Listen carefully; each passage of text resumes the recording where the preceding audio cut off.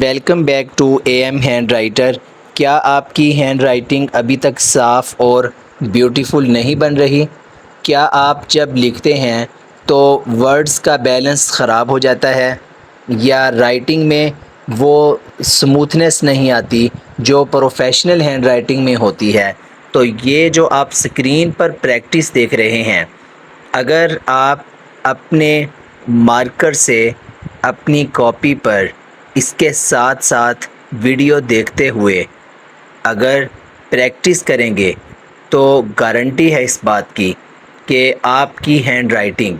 بہت جلد اسی طرح کی ایک پروفیشنل ہینڈ رائٹنگ میں تبدیل ہو جائے گی۔ بہت سے لوگ روزانہ پریکٹس تو کرتے ہیں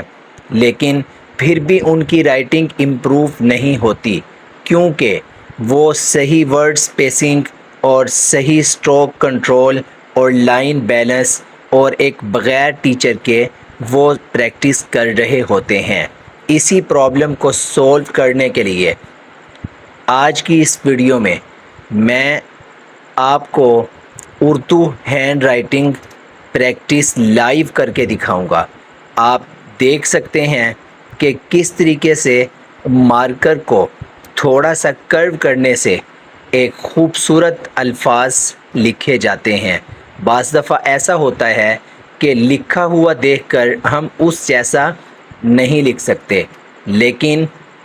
جب کسی کو ایک لفظ لکھتا ہوا ہم دیکھتے ہیں تو ہم بڑی آسانی سے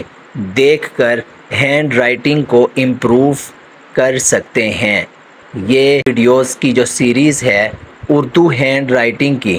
اسے اگر آپ دیکھتے رہیں اور اس طرح کی پریکٹس کرتے رہیں، یہ دیکھیں جس طرح میں نے یہاں پہ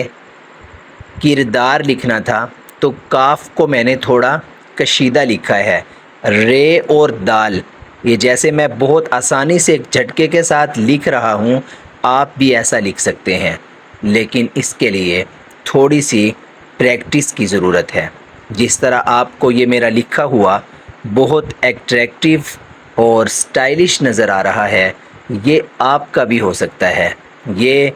آپ کے ہاتھ سے بھی لکھا جا سکتا ہے اور آپ بھی اس طرح کا لکھ سکتے ہو، کیونکہ اللہ نے ہر انسان میں اچھا لکھنے کی صلاحیت رکھی ہے، لیکن ہینڈ موومنٹ سب سے بڑا مسئلہ ہے۔ اگر آپ اس میری رائٹنگ پریکٹس کو